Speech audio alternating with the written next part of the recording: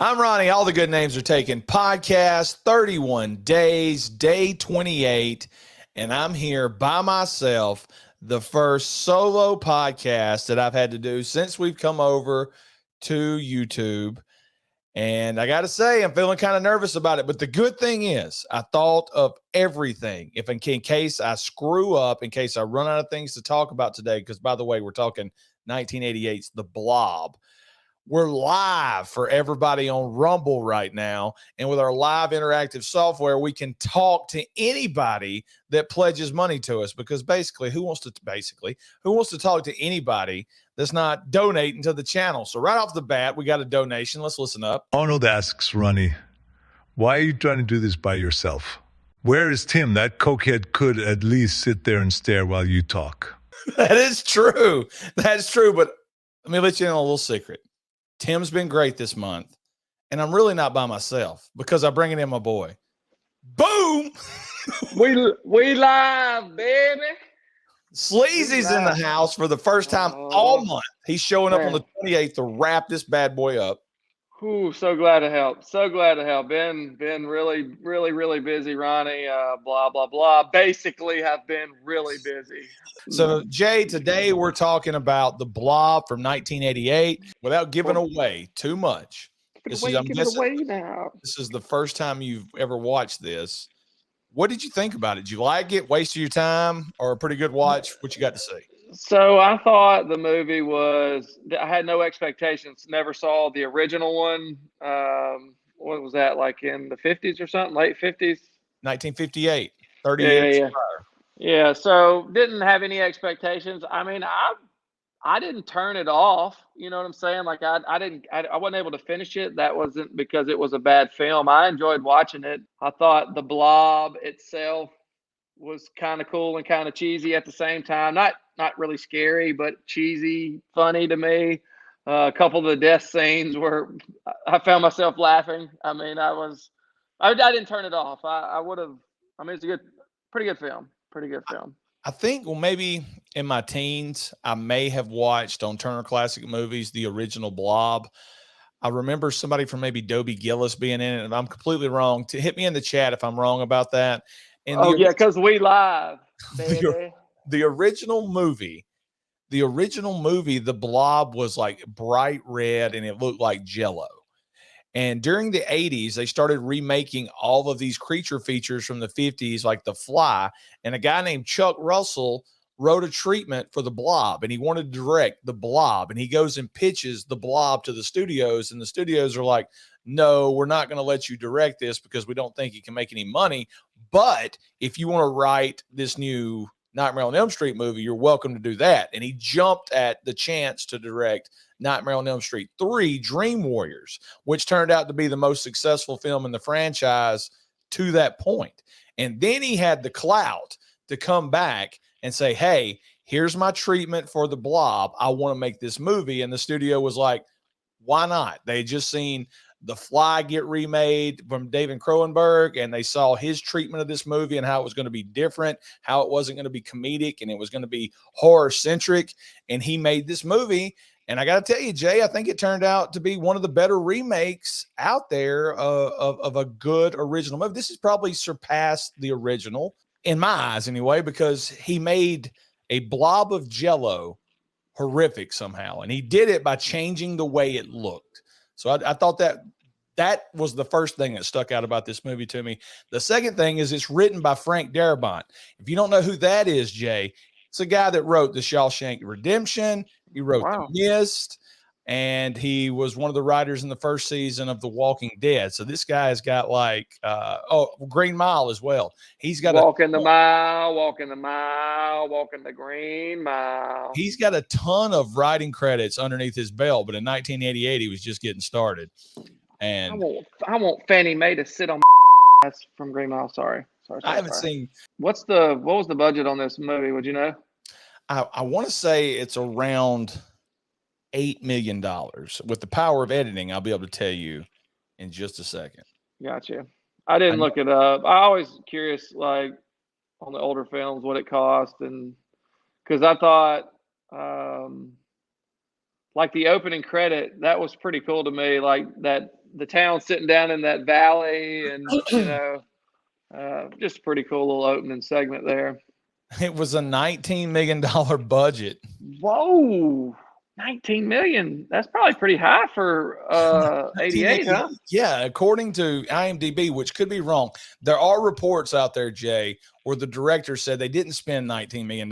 They spent more like $10 million. But even by that accounting, I think the movie grossed $8 million or $10 million over its history. So it wasn't a box office success, but it's one of those movies that found life once it hit video and people realized, hey, this is pretty good. That could be due to marketing, the lack of marketing. But if you're a horror fan, I don't see what there's not to like about this movie. I don't know about you, Jay. You said it's not really your niche, but what I'm a sucker for is the classic meteor crashing to Earth, whether it's Killer Clowns from Outer Space, whether it's Night of the Creeps, or whether it's The Blob. This movie kicks off. First off, during the credits, they do a great job of showing this town that practically looks abandoned as they're going through there. And then it merges into the football field where they're having a football game, and you find out the whole town's there, and you realize just how small the town is. But it also lends credence to the fact that this town is down on its luck. It's a ski town, and they make mention that it hasn't snowed much there in 2 years, and they're all counting on that the tourism dollars to be able to make it. So you got a bunch of people down on their luck around that place. The opening credits, they're going through the streets, and you don't even see bodies, like middle of the day, and that's the picture that they're painting. So, like, which, I mean, it's weird to me, but like as the film goes on, I'm jumping ahead. No, you're good.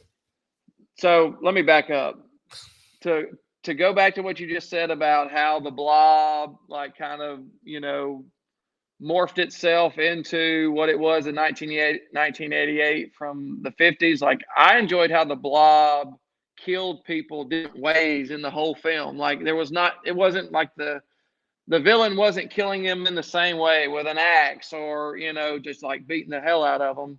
The Blob would kill you, I mean, on your face, through your hand. I mean, it's pretty cool to watch the death scenes and for me in this one. But no, I think the reason that they showed the intro the way it is because they wanted to show you that this is an isolated town, and when all these things start happening, that they're on their own, if that makes sense, right there in that mountainous area.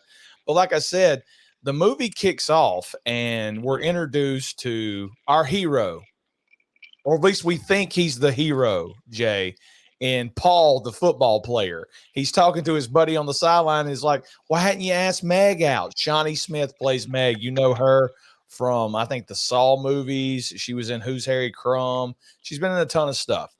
But you think he's going to be the protagonist, the good guy. He even gets tackled through a table over on the sideline, and she runs over, and he's like, hey, you doing anything tonight? So he asks her out. You think that's going to be the boyfriend. That's going to be the girlfriend.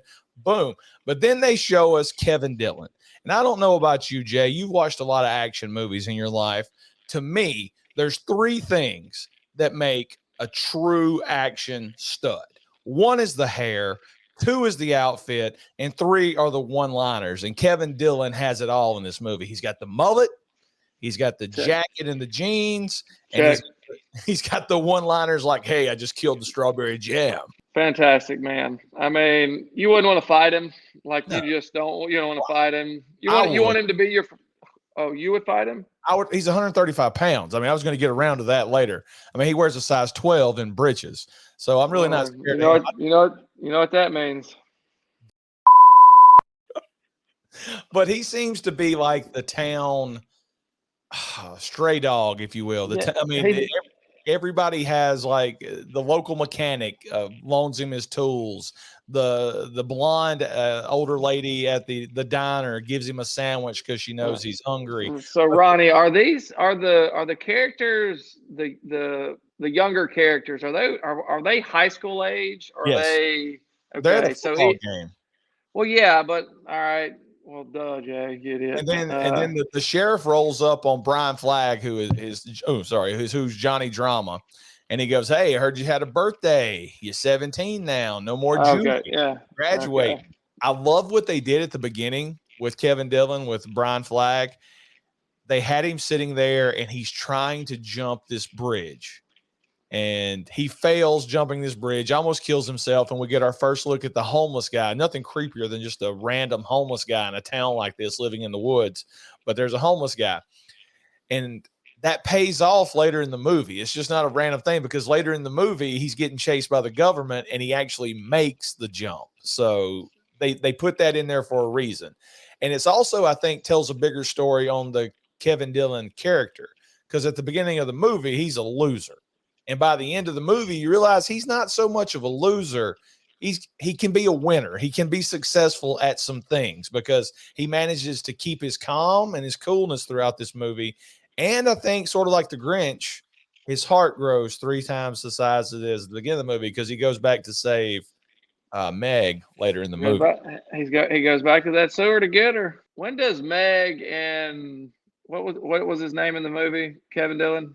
Flagg. When their first like interaction in the movie, you kind of see them like throw some looks at each other, like, hey, who are you? Like kind of a little connection. Did you see that like in their first meeting?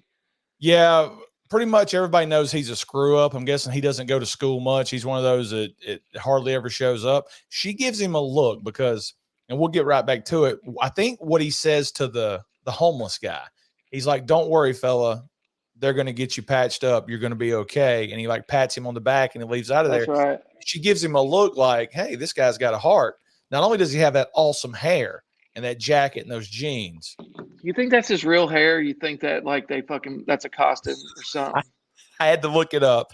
They gave him hair extensions. He fought them tooth and nail over these hair extensions. He did not want to wear them, but Chuck Russell envisioned this character in the movie having this type of hair. So they gave him.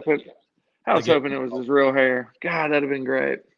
All right, let's talk about this for a second. I'm sure you knew that the sheriff of the town was Dale from The Walking Dead. I'm sure you recognize that. Yeah, but I think he played in some Law and Order, didn't he? Wasn't he an attorney or something on the Law and Order shows? Could be wrong. I couldn't tell you anything about the Law and Order shows. Let's talk about this bum. He's got a cast iron skillet strapped to his foot as he's stomping these cans. What a great idea. Like, that made me immediately want to go out and do that. Like, go get a cast iron out of the kitchen and stomp some cans. What a great idea. This dude should be a millionaire. He should be on these late night infomercials showing these can smashers.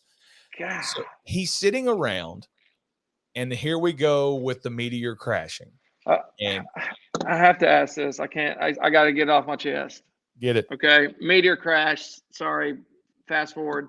If the bum doesn't poke it with the stick, do we have a movie? Whew, like didn't it kind of just release, or was the blob going to eventually like go seek and hunt? Like you know what I'm saying? I had so many questions till they gave away what the blob was, and that was one of my questions, Jay. If he'd have never poked it with a stick, well, unfortunately, what he crashed in was already cracked. So it was open. Yeah, you got to assume it would have got out and started eating animals or whatever. I wanted to have fun with the discussion of, was this a meteorite or was this a rocket ship that the blob was flying and it just crashes? But then at the end of the movie, you find out this is a biological weapon that the United States government sent into space. So this is actually just a craft that's crashing back to Earth that the government did. But I wanted to have, in the 1958 version, it really is an alien landing. And I think that's so cool. Is this a spaceship where does this blob come from? I mean, I think those questions are the more interesting and endless discussions you can have. Like, is this a version of a ship? I know I'm fascinated with that he's crashing, or is this just a germ on a random meteorite that crashes, and when it gets loose here, it wreaks havoc? Those are the questions that I really wanted to answer. But like I said, the ending of this movie ruins that when you find out this is made by the U.S. government. But if you're the bum in this situation, Jay, and you're hunting cans and you're scrapping, and you see this explosion in the woods, do you go up and poke this random thing with a stick? I freaking asked myself the same thing. Like, first of all, if I see a meteor crash, obviously there's a big shock and awe. When after I figure out if I'm not dying through this, I probably go check it out. But when it comes to poking the bear, so to speak, I probably shy away from that. I probably get my dog, I get my cans, I get my grocery cart, and I move on to the woods. From the bum being the first victim, okay? All right, gets on his hand. All right. It's on his hand. That's the only well, let me take that back. That's the slowest kill. So why is that the slowest kill? Because it just hasn't had a. Is it growing? I know it's growing in size, but is it growing in power as it's growing in size? Does that make sense? Yeah, look, I didn't Because think about he survives forever. Like, that. I mean, That is that's a 4 hour span, like hospital. Maybe not 4 hours, 2 hours. That's a really good question, Jay, and that's one I didn't have in my notes, but you're absolutely right. It's a slow death for the bum. He's got time, maybe because it was so small, and then it just engulfs his hand as it slowly eats up his arm. It's And getting it was bigger. and the blob was smart enough at its infant state. He tried to chop his arm off, and it moved up. Yes, that was gross. That was a great scene. Yeah, yeah. I mean, I don't know. I'm curious about the blob itself. Like, I know it grows and grows. Was it growing after each kill? And is it growing stronger? And it seems like it's growing stronger because, I mean, later in the movie, it's melting people. Yeah. So the writers and director envisioned this version of the blob like an inside out stomach. So it's absorbing with acid everything it eats. So I think you're right in the fact that it's really small. So it takes its time eating the bum to make sure it eats every part of him it can till it gets big, to it, adapts to its surroundings. While this is going on with the bum, Paul goes to pick up Meg. And before that, we got a great scene in the drugstore where he gets his buddy to buy him some condoms. And then the Reverend walks up. The Reverend, who is a real creepy guy in this movie. The Reverend walks up.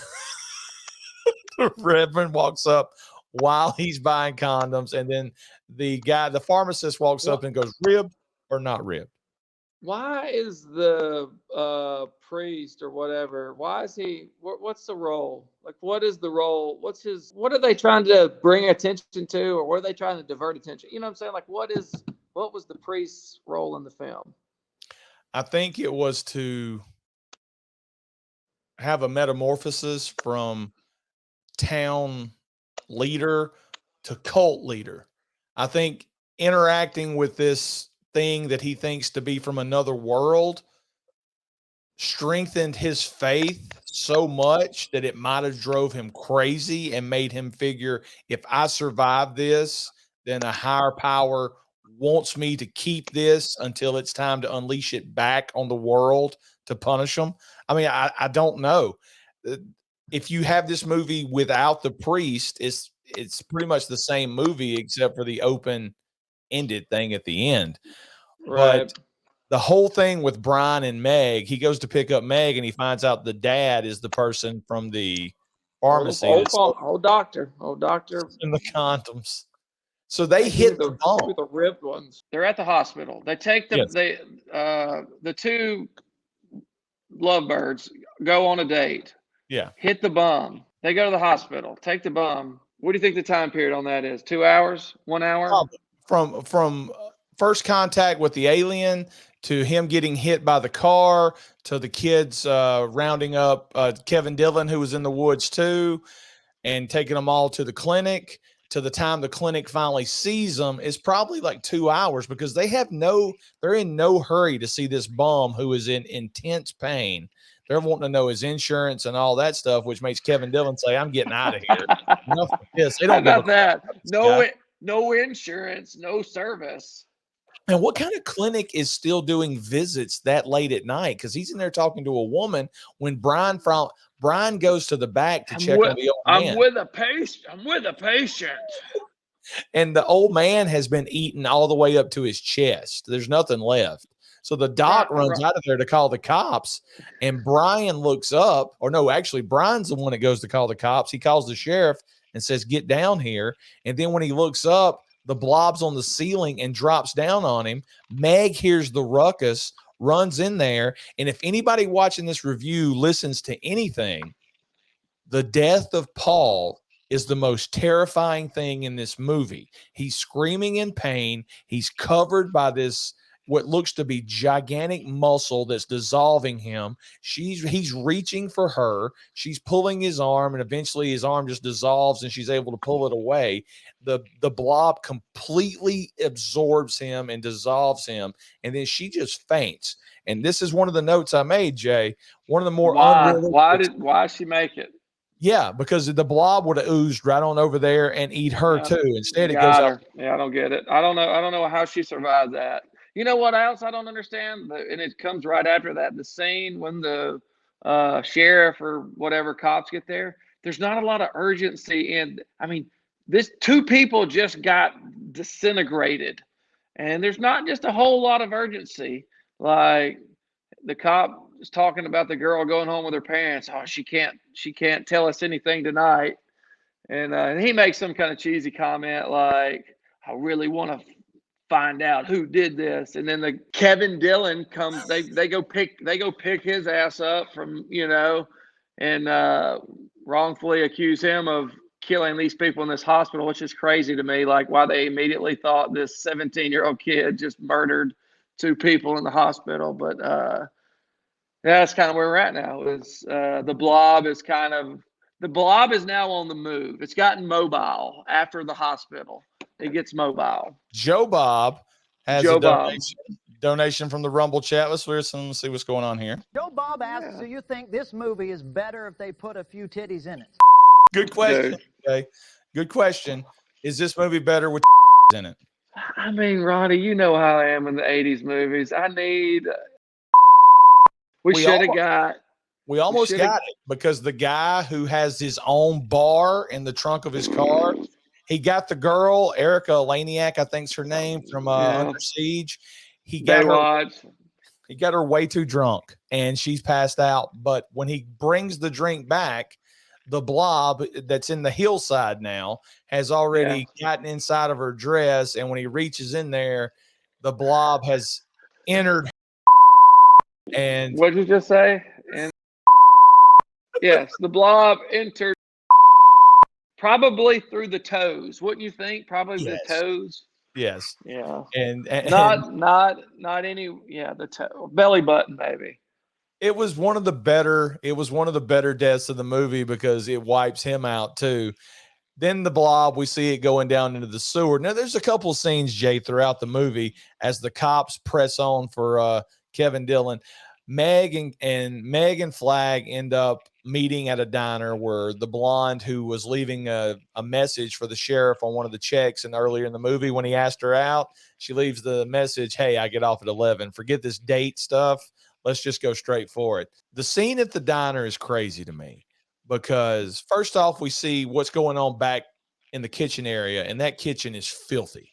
And then we get one of the probably best deaths of the movie, which is the busboy getting pulled down into the sink. Now, a lot of people are going to say, how do you pull a human being down a sink drain? Well, don't worry. They got it covered. The blob is dissolving him as it pulls him down. So that covers all that. So now you got Kevin Dillon, you've got Meg, and you've got the blonde waitress that's 100 years old being chased by the blob in this movie. If you're paying attention, and I'm not a good movie watcher, earlier in the movie when he goes to get the socket set from his mechanic friend, he talks about how there's not much snow and they're working on the snow machine. Fast forward to this part of the movie where Meg and Flag go to hide in the cooler, and the blob will not come in there because it's cold. So that's given a little, jab of, or a little subtle hint of what's to come. The waitress, however, didn't have as much luck. She goes to call the sheriff in the alleyway in the phone booth, and another great scene, Jay, because the blob completely covers the phone booth. As she's looking, she sees what would have been her boyfriend, the sheriff, dissolving inside of the blob, and then it all just explodes down inside of her as the blob eats her. As the priest is walking by, he sees the blob going down into the Black sewer. cat too, right there in that scene somewhere. Just That's his first interaction. He goes into the diner and sees all the destruction, and he sees a couple of pinkish, looks like cubes that he puts into a jar and takes with him that comes into play later in the movie. They toyed around with the idea, Jay, of having the blob be green in color in this I would movie, have liked that better. I think green would have been better. but the thought process behind the red blob is that as it continues to eat more and more people and animals, the blood is what's making it turn red. And unlike the Jello from the original, this one looks more like a muscle, like a tongue, and it's got cool tentacles that fly out and grab people, sort of like that thing that was floating in the lake in Creepshow 2. There's a cool fly swatter effect whenever it attacks the town.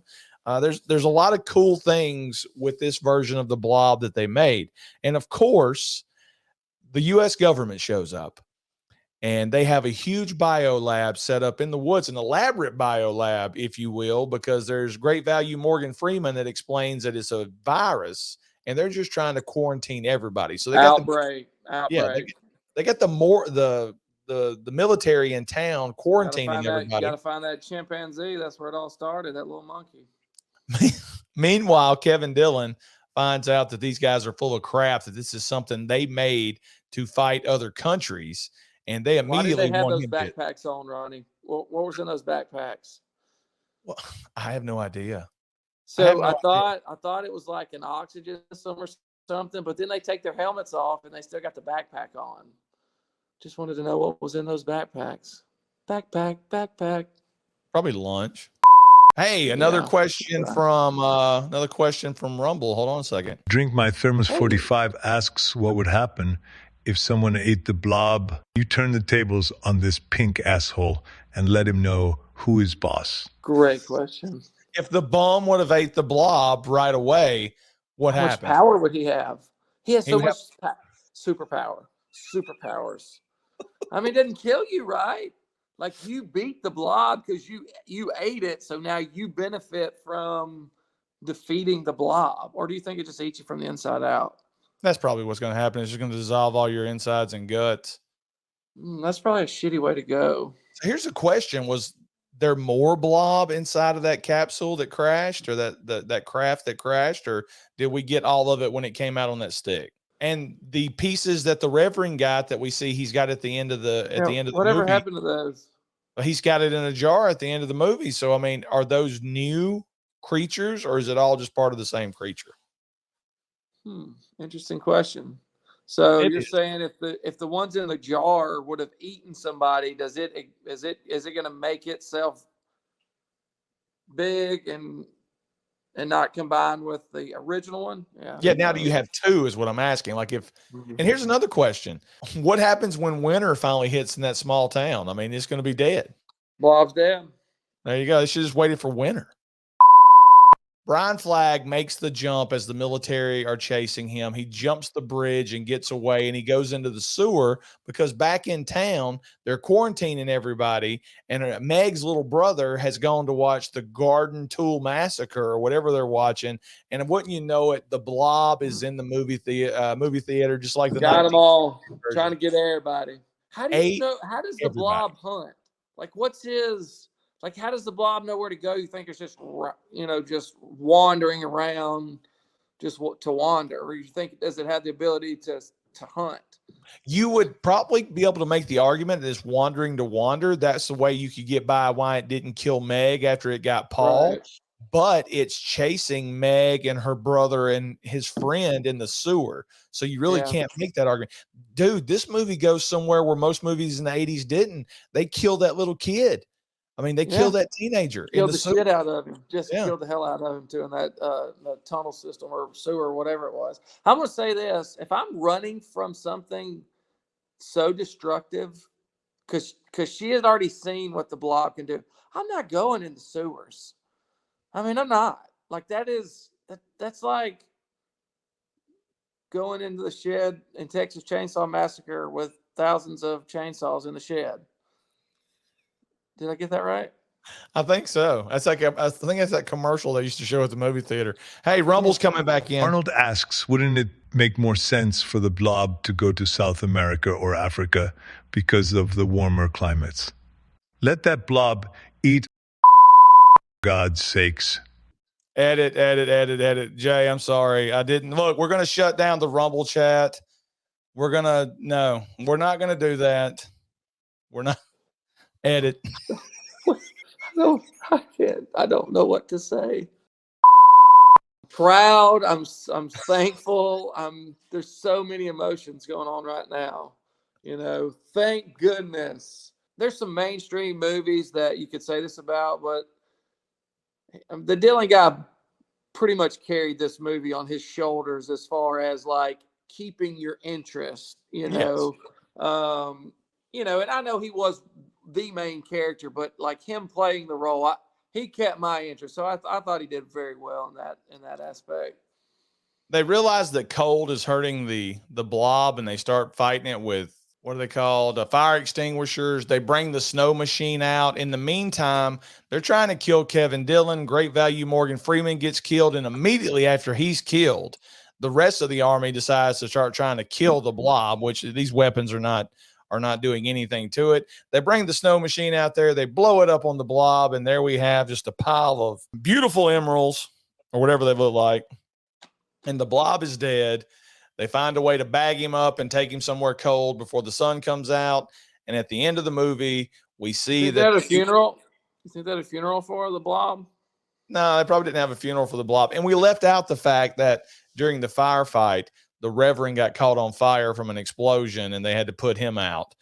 But at the end of the movie, you've got the Reverend, and he's doing the little tent ceremony out there with a bunch of people.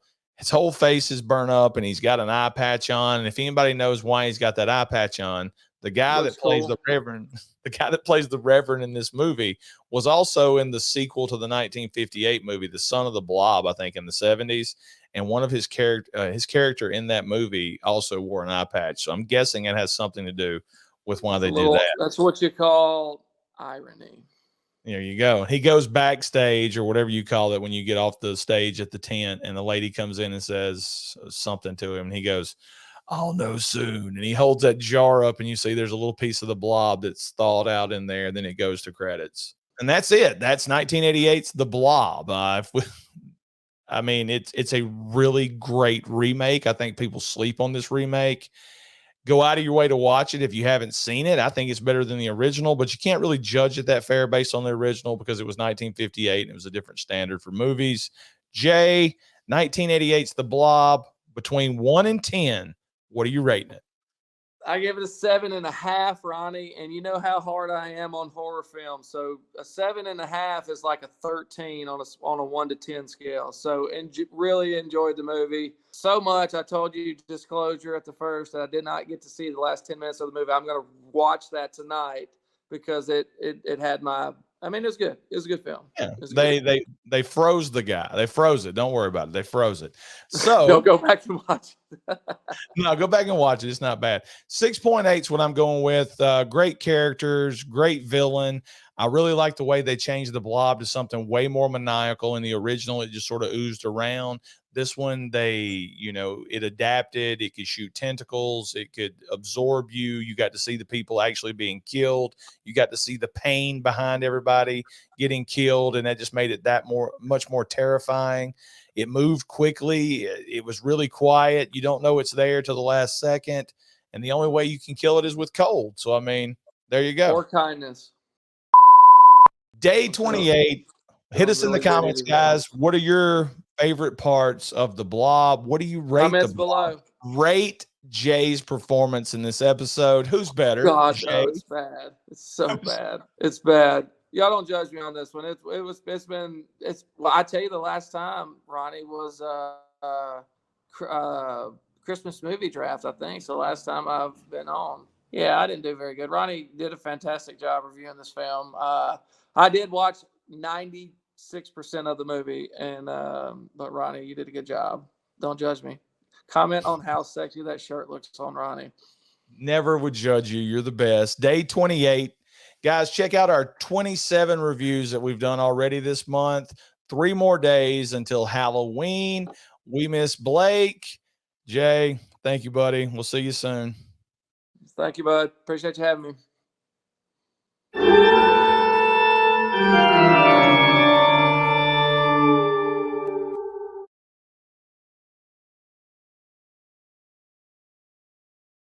For some reason, it feels like we didn't get to cover enough of this movie to actually make sense. It was all over the place of what actually happened. So, for any of you guys want to check out 1988's The Blob, the effects are great. The characters are great. The Blob is actually terrifying and scary as a villain in this movie. Lots of great death scenes, cool action scenes, a nice little plot twist at the end of the movie with the military being the bad guys. I would go out of my way to check this movie out. It's a fun, smart remake, and I wish we could have talked about Kevin Dillon's hair more. It was the worst, but he had a great jacket and great jeans, and he plays a pretty good character in this movie that is a believable hero until you realize he's 125 pounds. But Ronnie, he's supposed to be in high school. There you go. Meg was good in this movie. I love the way they threw the twist at us with Paul thinking he's going to be the good guy, and then all of a sudden he gets killed. That's very psycho-ish, if you will, with Janet Leigh. Just a really good movie that makes you think. And like I said, I had a ton of questions about if the Blob would have been an alien. How did it get here? Is that a spaceship? Did people launch it here like Starship Troopers where they're launching bugs? What would have happened if winter would have happened? Anyway, hit us in the comments. Anything you want to talk about with the Blob, hit us there.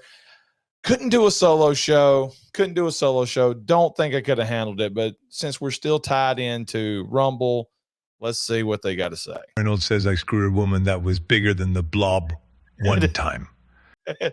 Edit. That's the reason you can't do live streams with Rumble, because the one good thing is if you're one of these channels that like donations, these Rumble live streams, they donate tons of money.